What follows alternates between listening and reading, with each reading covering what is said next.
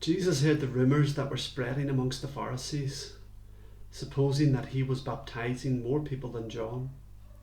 The fact was, he didn't baptize anyone himself, his disciples were. He then decided to leave the area to go back to Galilee. This meant that he had to travel through Samaria. En route, they approached Sychar, a Samaritan village bordering the field which Joseph inherited from his father Jacob.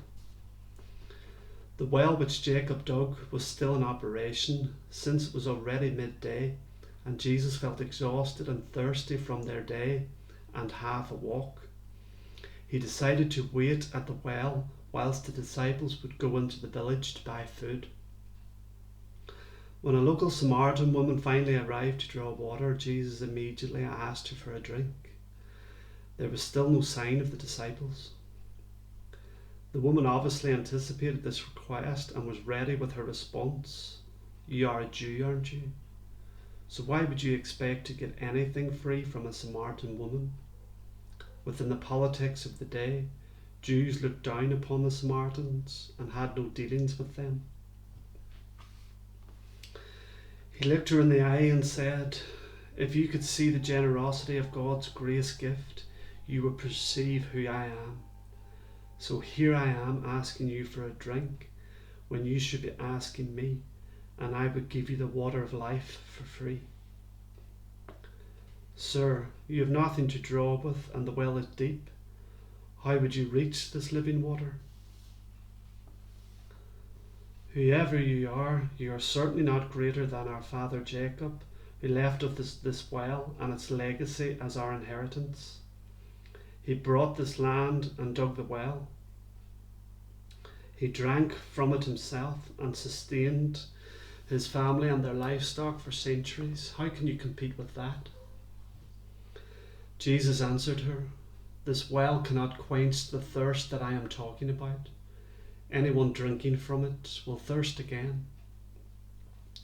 Whoever drinks from the source of this water that I shall give will never thirst again, because the water that I give becomes an artesian well bursting from within, defining the life of the ages. Sir, then this is what I want. It will save me the trouble to return here again and again to build out water for my thirst. Jesus said to her, picture yourself back at home.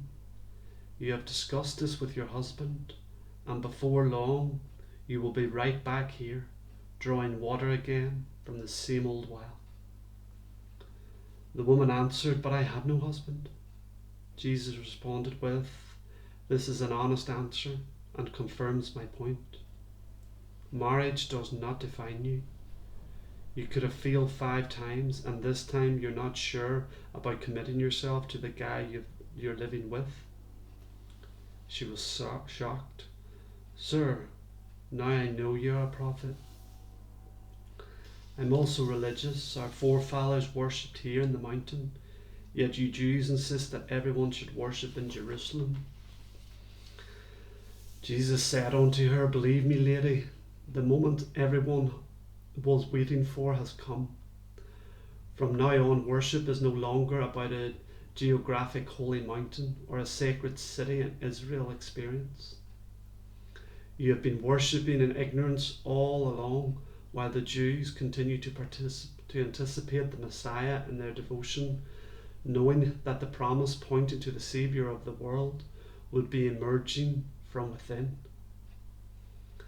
The end of an era has arrived, the future is here. Whatever prophetic values were expressed in external devotional forms and rituals are now eclipsed in true spirit worship from within, face to face with the Father, acknowledging our genesis in Him. This is His delight. The Father's desire is a worshipper more than the worship. God is spirit and not a holy mountain or a sacred city with man-made shrines. Return to your source. The Father is our true fountainhead. The woman then said, I know the Messiah is coming, the one who is called the Christ. and when he arrives, he will declare everything to us from heaven's perspective. Jesus responded to her, "So here I am, speaking to you. I am the one you were longing for."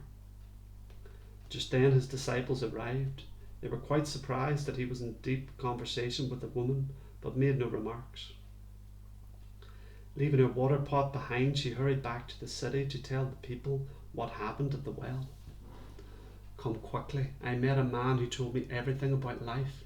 Could this possibly be the Messiah?" She aroused their interest enough for them to leave the city at once to go meet this man for themselves. Meanwhile, his disciples were urging him to take some food, but he said, "I am feasting on food you cannot see." His disciples were baffled. Who brought him anything to eat? Jesus told them, "My food is to fulfill the desire of him who commissioned me and to leave no detail undone." The bread you labour for takes 4 months from the day you sow the seed until it ripens in the ear, doesn't it? This is not the food that I am talking about. The fruit of your own toil and performance will never satisfy permanently from now on. Lift up your eyes, look at yourself and everyone else differently. See them through your Father's eyes, and you will know that they are ripe and ready to discover how fully included they are in my finished work. They are perfectly mirrored in me. This harvest reveals how both he who sows and he who reaps participate in the same joy of the life of the ages. Just as the proverb says, one sows and another reaps. I commissioned you to reap that which you did not labour for. Others laboured, and you tapped into the fruit of their toil. Intrigued by the woman's testimony, many of the Samaritans from that city believed. They then approached Jesus and entreated him to remain with them longer, so he stayed for 2 days. When they heard him speak, many more believed. They said to the woman, "Now we believe, not just because of your word, but we have heard for ourselves and can clearly see that this man is indeed the Christ, the Saviour of the world." After 2 days with them, Jesus left for Galilee. Explaining why he was heading north to Galilee, John remembers how Jesus repeated the saying that a prophet is not honoured in his own native land. The Galileans welcomed him with open arms. They immediately recognised him for the spectacular things he did in Jerusalem, where they too had been for Passover feast. So Jesus again visited Cana, where he turned the water into wine, and there met a man of the royal family whose son was sick in Capernaum. This man heard the rumours that Jesus has returned from Judah and was back in Galilee, so he went looking for him. When he found him in Cana, he entreated Jesus to urgently come with him to Capernaum to heal his son, since he was at the point of death. Jesus responded with, "If your belief in me is merely based on the signs and miracles you can see, you miss the entire point of my mission." The nobleman urged him to come with him at once before it was too late. Jesus then instructed him to return home on his own and said, "Your son will live." And the man believed the word that Jesus spoke and left. The man was still on his journey home when his servants met him to tell him the good news that his son lives. He immediately asked them about the time that his son was healed, and they told him it happened at the 7th hour the previous day.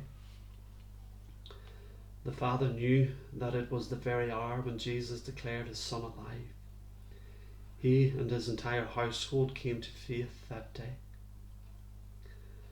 This Jesus did again as a second sign to mark the significance of his ministry beyond the Judea into Galilee.